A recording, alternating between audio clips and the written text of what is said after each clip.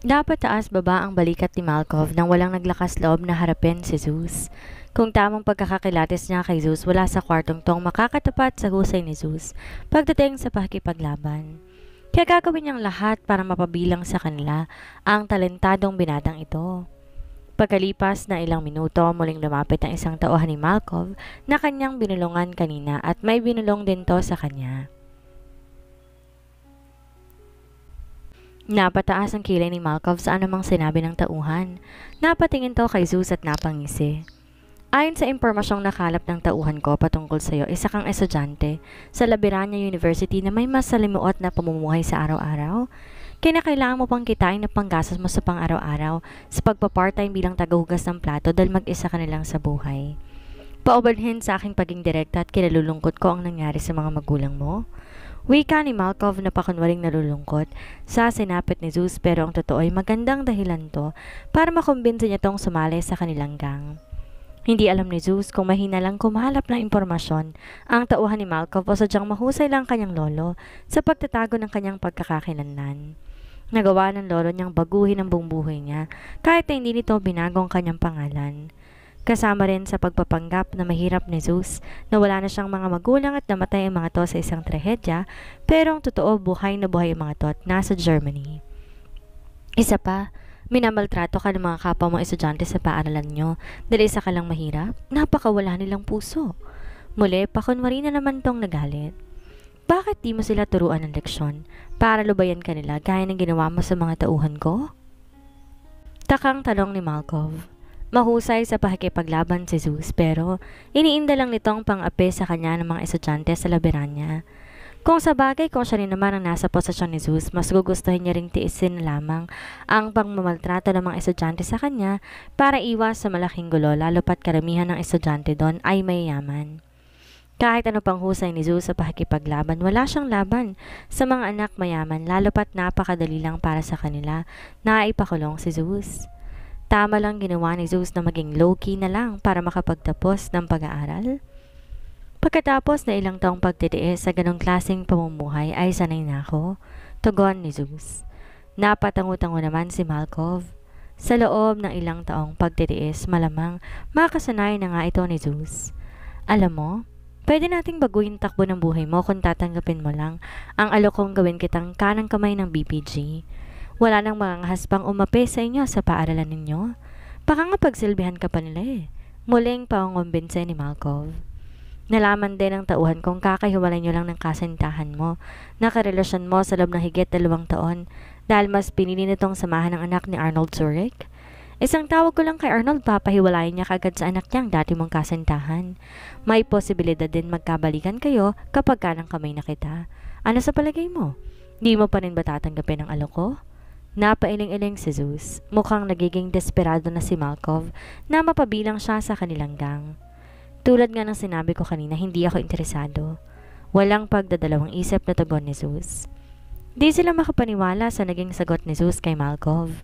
Maging si Malkov di rin makapaniwalang tinanggihan pa rin ni Zeus ang kanyang napakagandang alok. Kung tutuusin, napakagandang oportunidad nito para umangat-angat ang estado ni Zeus sa buhay. Kung yan ang desisyon mo, hindi na kita pipilitin pa. Pagsuko ni Malkov. Sa buong talambuhay ni Malkov, bilang isang gang member at gang leader, ngayon lang may tumanggi sa kanyang alok. Ang ipinagkaiba masikip pang iniaalok niya kay Zeus kumpara sa iba inalok niya lang na maging membro ng BPG, samantalang pagiging kanang kamay naman ang iniaalok niya kay Zeus. Ito rin ang unang pagkakataon na nakita ng mga miyembro ng BPG na may tumanggi sa unlock ng kanilang leader kaya't lalo pa nilang kinainisan ang pagiging arogante ni Zeus. Kung sila ang inalok ni Malkov, malamang tumalon na sila sa sobrang tuwa.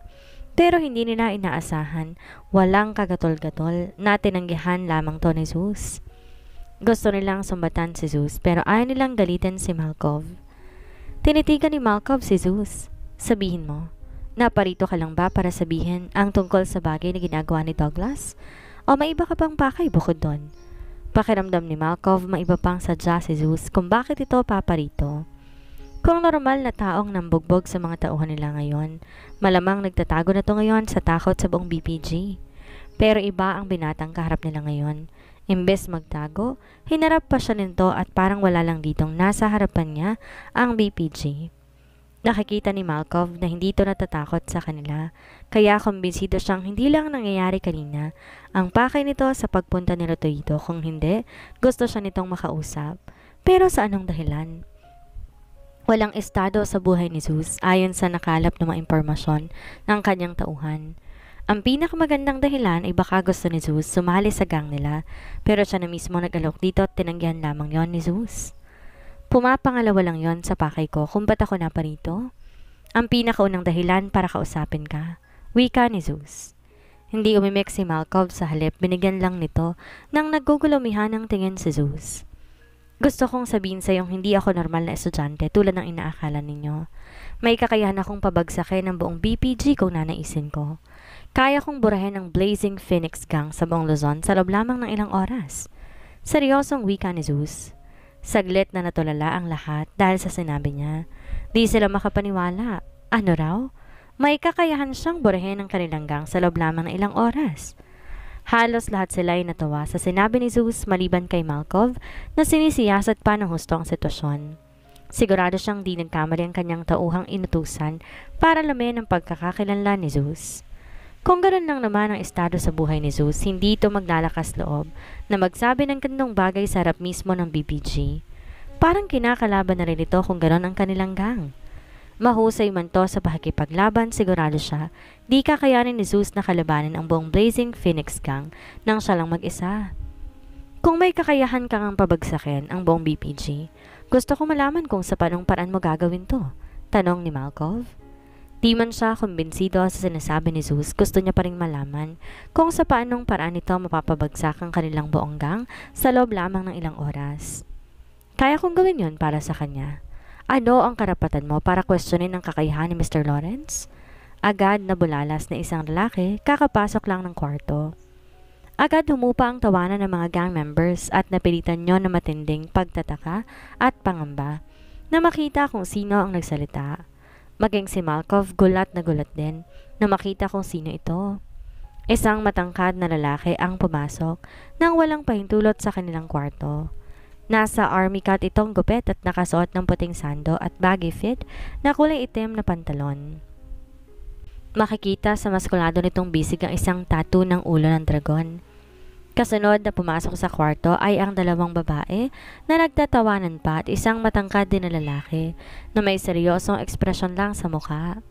Mga pawang may magagandang hubog ng katawan ng mga to. Para silang mga sundalong nakasibilyan kung pagmamasdan. Leon, anong ginagawa mo rito? Napatayo pa si Malcolm sa kanyang kinaupuan na makita ang unang lalaking pumasok. Maging ang buong miyembro ng BPG gulat na gulat din nang makita si Leon. Ganyan ba ang tamang pagsagot ng tanong? Magtanong din? Dire-diretsong lumapit si Leon kay Malcolm. Binigyan niya to ng mapanukad na titig. Si Leon ang kinikilalang warlord ng War Dragonites na siyang nangungunang gang sa buong Luzon. Kasamang tatlong may matataas ding ranggo sa kanilang gang. Di maiwasang magbulungan ng mga gang members ng BPG at magtanungan kung may nakakaalamba sa kanila kung bakit napaitong leader ng WDK. Iniisip ng ilan sa kanila na baka may atrasong nagawa ang BPG sa WDK. Ang ilan naman sa kanila napapaisip sa bungad na sinabi ni Leon nang pumasok to ng kwarto. Kilala ba ni Leon si Zeus? Di makapagsalita si Malcolm, pakiramdam niya. Sinasakal siya ng titig na yon ni Leon. Nakahinga lamang siya na maluwag nang tumigil sa pagtitig si Leon at ibinaling nito ang tingin kay Zeus. Nagulat ang lahat sa sumunod na nangyari. Tumapit at lumuhod si Leon sa harapan ni Zeus at malugod na sinabing, Mr. Lawrence, ikinagagala kong muli kang makita pagkalipas na mahigit 3 taon. Bagong lahat, formal kitang binabati sa iyong matagumpay na pagtatapos sa iyong poverty training. Napakasaya ko na matanggap ko kanina ang iyong mensahe at masaya akong muli kang mapaglingkuran. Nalaglag ang panga ng lahat ng miyembro ng BPG. Totoo ba ito? Paano ang leader ng White Dragon Knights ay lumuhod at magalang na binati isang binata na ayon sa nalaman nilang impormasyon ay walang estado sa buhay? Maging si Malcolm di napigilang mapanganga sa sobrang pagkagulat sa natunghayan. Sino tong binatang to? Tsaka lang nanumbalik sa alaala ni Malkov ang usap-usapan sa upper-class families patungkol sa young master ng pinakamayamang pamilya sa balat ng lupa. Naging topic na rin to sa usapan ng kanyang mayayamang kakilala na minsang nakipaglaro siya sa kanila ng mahjong. Pero hindi niya yun masyadong pinagtuunang pansin dahil para sa kanya napaka-imposibleng mapadpad sa kanilang syudad na isang young master ng pinakamayamang pamilya para lang sa isang training. Isa pa, na ang unang kandidato tong tagapagmana ng kanilang pamilya. May ibang syudad naman na mas magandang pagsanayan. Bakit dito pa sa Quezon? Halos manuyo ang lalamunan ni Malkov nang tuluyang magsingkin sa kanyang isipan na ang laman ng usapin sa upper-class families at ang binatang nasa harapan niya ngayon ay iisa. Kaya pala pamilyar ang pangalan ni Zeus nang magpakilala to kanina. Ang Zeus Lawrence na nasa harapan niya ay walang iba kung hindi ang young master na nagmula sa pamilya Lawrence. Nabaling ang tingin ng lahat kay Malkov nang sampalin nito ang kanyang sarili. Hindi lang isang beses kundi makailang ulit pa. Napaka-ignorante ko. Napaka-ignorante ko. Paulit-ulit na bigkas ni Malkov. Pagkatapos na ilang saglit, tumingin to kay Zeus at maluha-luha, lumuhod sa harapan nito. Mr. Lawrence, patawarin mo ko sa pagiging ignorante ko. Patawarin mo ko sa nagawa ko kanina. Todo ang pagingin ni Malkov nang paumanhin. Muli, nagulat ang lahat ng gang members ng BPG nang maging si Malkov ay lumuhod din sa harapan ni Zeus. Ano tong natutunghayan nila? Dalawang gang leaders ang parehas lumuhod sa harapan ni Zeus Lawrence? Sino nga ba ang binatang to? Mabilis namang tumayo sa Leon at hinablot ang kwelo ng tuxedo ni Malkov. Bakit? Sinaktan mo ba si Mr. Lawrence? Gusto mo bang totohanin kong burahin ang buong BPG? Inawat ni Zeus si Leon. Hindi ganong kaseryosong nangyari. Isa pa, tiwala akong malinis ang intensyon ni Malkov. Wala kang dapat ipag-alala. Paglilinaw ni Zeus. Binitawan naman agad ni Leon si Malkov. Salamat sa pag-unawa, Mr. Lawrence. Sambit ni Malkov. Malinaw na ngayon sa kanya ang lahat. Kaya pala ganito na lang kakampanteng haharapin ni Zeus ang buong Basic Phoenix Gang at dahil sa bukod na mahusay ito sa pakikipaglaban, may koneksyon din pala to sa White Dragon Knights. Ang hindi niya maunawaan ay kung bakit nagpapanggap na mahirap si Zeus at inahayaang apihin siya ng ibang tao. Ito ba ang training ni Zeus na tinutukoy nila? Tumayo ka.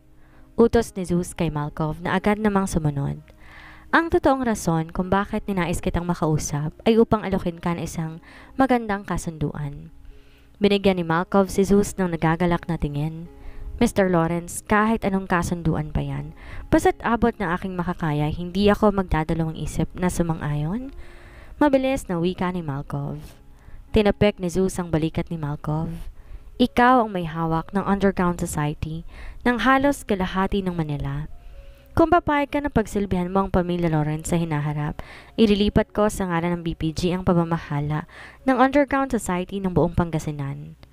Halos maubo si Malkov sa sinabi ni Zeus, pero nagtataka namang pinagmasdan niya sa Leon dahil isa to sa leader ng White Dragon Knights na siyang may hawak ngayon sa underground society ng Pangasinan. Bakit si Zeus ang nagdedesisyon para sa bagay na ito? Hindi ba't malaking kawalan to para sa WDK kung ililipat ni Zeus ang pamamahala sa underground society ng Pangasinan sa BPG? Huwag kang mag-alala. Napag-usapan na namin to ni Leon. Tulad nga na sinabi ko kanina, nagtitiwala sa iyong leader ng WDK at may tiwala siya sa klase ng iyong pamamalakad. Agad na wika ni Zeus nang mapansin ang pagtataka sa mukha ni Malkov. Makahulugan namang tinignan ni Zeus si Lauren na tumango naman si Leon. Tamang sinabi ni Mr. Lawrence, ako at ang buong White Dragon Knights ay nagtitiwala sa kakayahan mo na pamahalaan ng underground society ng buong Pangasinan. Lahat ng negosyo sa Pangasinan ay pag-aari ng WDK, ililipat ko sa pangalan ng BPG. Kapalit nito, paglilingkuran mo si Mr. Lawrence sa hinaharap. Wika ni Leon. Di agad nakapagsalita si Malkov. Ang alokin siyang paglingkuran ang young master ng pamilya Lawrence ay isa ng malaking bagay para sa kanya. Pero hindi niya akalaing bibigyan pa siya ni Zeus at Leon ng karagdagang teritoryo na makakatulong upang palawigin pa ang kanilang gang. Muli, napaluhod si Malkov. Salamat, Mr. Lawrence, sa napakagandang oportunidad na ito. Pangakong paglilingkuran ka namin ng buon na makakaya. Labis ang pasasalamat ni Malkov. Di niya lubos sa kalaing mababaliktad pa ang sitwasyon. Imbes na siya nag-aalok kay Zeus ng napakagandang kasunduan, ay siya pa nga itong inalok ni Zeus ng bagay na hindi niya matatanggihan. Samantala, sa sulok naman ng isang babae na may pulang buhok, ang seryoso lang na nakatingin kay Zeus. Miyembro ito ng BPG. Ayos ka lang. Hindi ka ba natutuwa para kay boss? Bakit napakaseryoso ng mukha mo? Bulong na tanong ng lalaking katabi nito nang mapansin nito ang seryosong babae. Pekeng ngumiti ang babae. I'm fine. Maikseng tugon nito pagkatapos muling ibinalik kay Zeus ang kanyang tingin. Sigurado ko, may kakaiba sa Zeus Lawrence na to. Bulong naman ito sa kanyang sarili. Tanghali na nang nagising si Zeus dahil halos pasikat na ang araw nang bumalik to sa kanilang dormitoryo. Malamang nasa klase pa ang tatlo niyang ka-roommates dahil pasado 12:00 pa lamang. Tiningnan niya ang kanyang cellphone at nakita ang ilang missed call at isang text message na wala kay Darwish. Mamayang 6 p.m. may gaganaping pagtitipon sa restaurant ng iyong Tito Damian. Dadaluhan to ng mga kilalang negosyante sa buong bansa. Maaari ka bang makapunta? Magandang oportunidad to para makilala mo sila at malaking tulong to para din sa iyong training. Pagkatapos mabasa ang text message ni Darwish, saglit na nag-isip si Zeus. Gusto niyang makilala mga sikat na negosyanteng dadalo na di nila malalaman ang kanyang tunay na pagkakakilanlan. Ewan niya pero pakiramdam niya ay mas tamang gawin na wag muna ipaalam kahit sa kanila ang kanyang tunay na pagkakakilanlan. Isa pang bagay, gusto niya rin makita ang kanyang tito na si Damian. Isang taon na rin silang di nagkikita at gusto niyang kamustahin ito. Pagkatapos mag-reply ni Zeus na makakapunta siya at pagkatapos maghilamos, lumabas siya ng dormitoryo upang bumili ng makakain. Nagtungo siya sa cafeteria. May ilang estudyante ang naroon. Sa isang mesa, agaw atensyon na maingay na grupo at kalalakihang estudyante. Sina Matthew yun, mga kaibigan ni Trevor. Napansin ni Zeus na wala sa grupo nila si Trevor. Malamang absent to dahil sa ginawang pangbubugbog ni Reynold dito kahapon. Napansin na isa sa kanila ang pagdating ni Zeus. Look who's here! Isang basura na maling ibirasura na nakapulot sa kanya. Natatawang sambit nito. Sabay-sabay napalingon sa dako ni Zeus ang kanilang grupo. Nakatakta siguro yung mamuhay ng walang magmamahal. Wala na nga mga magulang, iniwan pa ng girlfriend. Naiiling-iling na pangotya ni Matthew. Napahinto sa paglakad si Zeus. Kung totoong namatay na nga ang kanyang mga magulang, malamang di na siya nakapagpigil pa at sinugod niya na ang grupo ni na Matthew. Ang totoo lang sa sinabi nito ay ang hiniwalayan siya ni Atasha. Dahil nga para kay Zeus, hindi naman kawalan si Atasha. Walang dahilan para bigyan niya ng atensyon ng mga ito. Para sa kanya ay grupo ng mga honghang. Nagkibit balikat na lang si Zeus at muling naglakad patungong counter para sana umorder ng pagkain pero napahinto ulit siya sa sumunod na sinabi ni Matthew. Mahusay pala maglinis ng banyo ang lalampalampa mong kaibigan? Well, tama lang yun sa mga pakailamerong katulad niya. Natatawang sambit ni Matthew. Kung hindi kanya tinawagan kahapon, wala naman sanang asungot na makakasira sa kasiyahan ni na Trevor at Atasha. Dagdag pa nito. Sinamaan ni Zeus ng tingin si Matthew nang maunawaan kung sinong tinutukoy nito. Anong ginawa niyo kay Theo? Tanong ni Zeus. Kaya pala hindi nakapasok si Theo kahapon dahil sa kagagawa ni na Matthew. Si Matthew din marahil ang narinig ni Zeus na sumigaw kay Theo bago pa man patayin ni Theo ang tawag. Tumayo si Matthew at lumapit to kay Zeus. Kung ano man ang ginawa namin sa kaibigan mo kahapon, ganoon din ang gagawin namin sa iyo ngayon. Pagkasabi nito ni Matthew, sinanyasan niya mga kaibigan niya na dalhin si Zeus sa CR. Pagsisisihan niyo, oras na isa sa mga kamay niyong humawak sa akin. Babala ni Zeus. Nagkatinginan sa isa't isa ang grupo ni na Matthew. Maya-maya lang humagalpak ng tawa mga ito, lalo na si Matthew. Pakiulit? Sanong paraan namin pagsisisihan ang gagawin namin sa iyo? Nakatawang tanong ni Matthew. Sa loob ng 3 taong pagkakakilala ni Matthew kay Zeus ay ang buong akala niya rito, isa lang tong mahirap na kailangan pang mag-part-time araw-araw para lang may panggastos sa pag-aaral. Ni minsan dito naglakas loob sa lungatin sila o sumagot man lang sa kanila kapag pinagtitripan nila ito. Kung di lang dahil sa pinagtatanggol to ni Atasha, halos araw-araw siguro nila to kung bulihin hanggang sumuko to sa pag-aaral at umalis sa kanilang paaralan. Ang mga taong tulad ni Zeus hindi karapat-dapat na mag-aral sa pribadong paaralan katulad nitong Laberania University. Baka naman nabaliw na to dahil sa iniwan siya ni Atasha. Wika ng isa sa kasama ni Matthew. O baka binagok ang ulo sa tindi ng kalungkutan at nalimutan kung sino tayo. Nakangisi namang dagdag pa ng isa. Napasinghap si Zeus. Sa loob ng 3 taong tiniis niya ang pag-uugali ng mga to, naipon lahat ng kanyang kagustuhan, naturuan ng mga to ng leksyon. Para silang mga ulupong na parot parito na naghahanap ng matutuklaw na estudyante na katulad niyang estado sa buhay. Tinignan niya ang mga ito isa-isa na masama. Pagkatapos, lumapit siya kay Matthew, tinitigan niya to ng husto sa mata. Di alam ni Matthew pero nakaramdam siya ng konting kaba nang gawin niyo ni Zeus. Miminsang nag-iiwas to ng tingin dahil sa hindi niya kayang sabayan ang titig ni Zeus. Tinatanong mo ba sa kung anong paraan ninyo pagsisisihan kung sakali mang gawin niyo sa akin ang tulad ng ginawa niyo kay Theo? Patuloy sa pag-abante si Zeus habang patuloy naman sa pag-urong si Matthew. Una, hahandusay kayong lahat dito mismo sa harap ng cafeteria at mamimilipit sa sakit. Pangalawa, magmamakaawa kayo sa akin at hihingi ng kapatawaran. Luluhod at hahalikan ng sementong kinatatayuan nyo. At pangatlo, hindi lang isang CR ang lilinisan ninyo, kundi lahat ng CR ng universidad na ito. Natahimik ang buong paligid sa sinabi ni Zeus. Maging ang ibang estudyante na nakikiusisa lang din, di makapaniwala sa kanyang sinabi. Nababaliw na ba si Zeus? Pagkalipas na ilang saglit, tinawanan lang nila ang sinabi ni Zeus.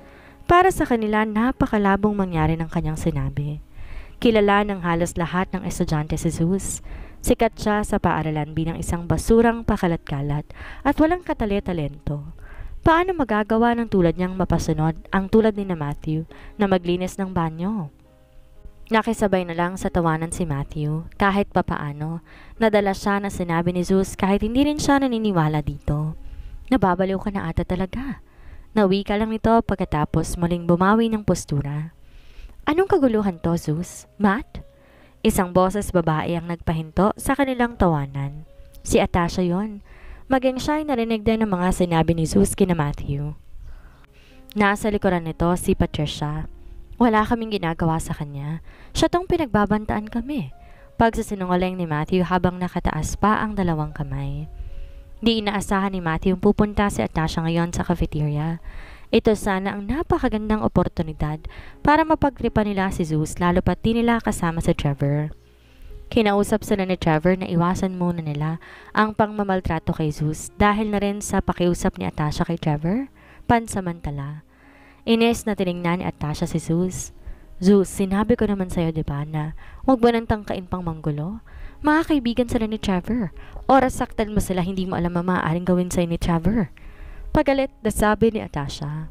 Alam ni Atasha ang kayang-kaya ni Zeus gulpehin si na Matthew. Pero klaro ni naman ang kahinat na ng lahat. Sa huli, si Zeus pa rin na magiging kawawa sa kanila. Hindi umimik si Zeus. Kumirot ang kanyang puso na makita niya si Atasha. Kinamumuhian niya na ito ngayon dahil sa ginawa nitong pagtataksil sa kanya.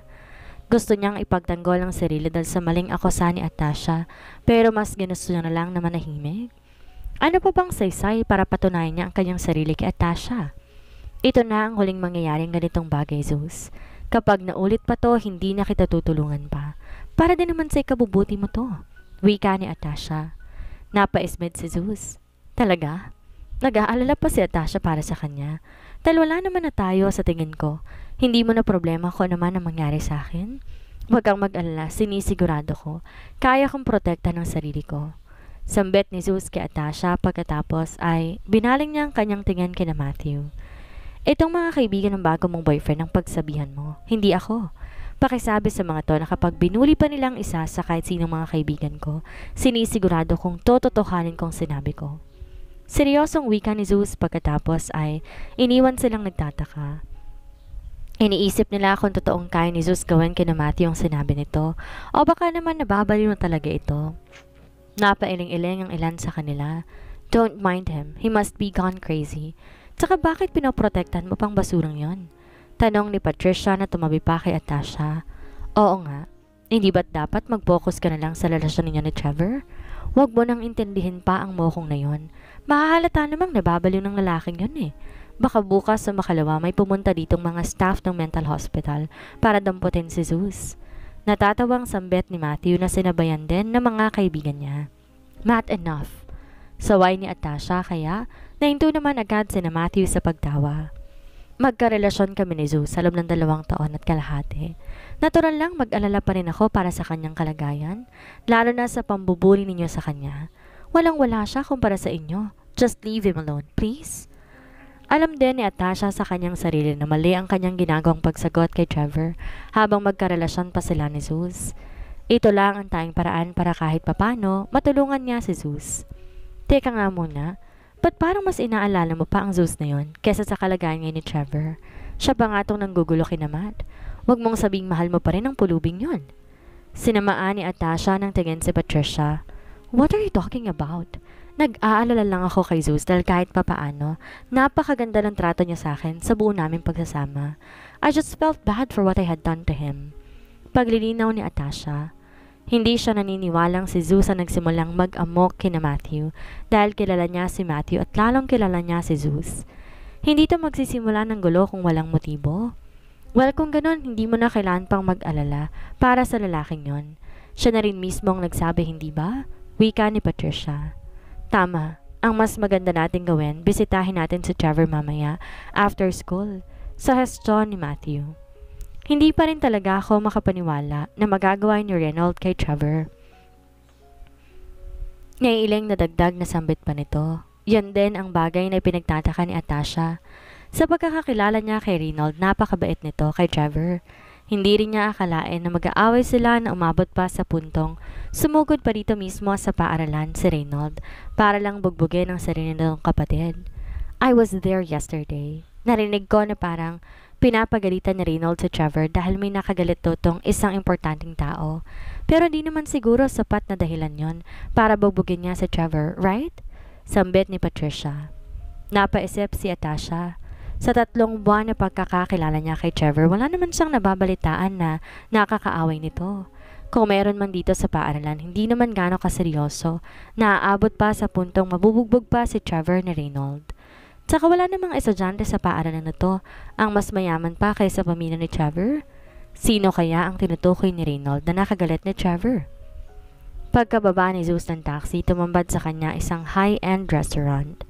Napagdesisyonan niya na lang na dito kumain dahil sa naantalang balak niyang kumain kanina sa cafeteria. Gusto niya sanang hintayin si Nateo para isama, pero baka magduda lang sila kung isasama niya sila sa ganitong klaseng lugar. Isa pa, gutom na siya at di niya na kayang hintayin pa ang mga to. Gusto niyang sulitin ang gutom sa isang mamahaling restaurant gaya nitong Lawrence Shea Restaurant. Isa tong sikat na restaurant sa mga taong may pera sa buong Quezon. Plano niya talagang kumain dito pagkatapos ng kanyang poverty training, kasama sana si Atasha. Wala naman sigurong mali kung mag-aaksaya ako ng konting pera para sa almusal ko. Hindi ba? Natatawang ani Zeus sa kanyang sarili.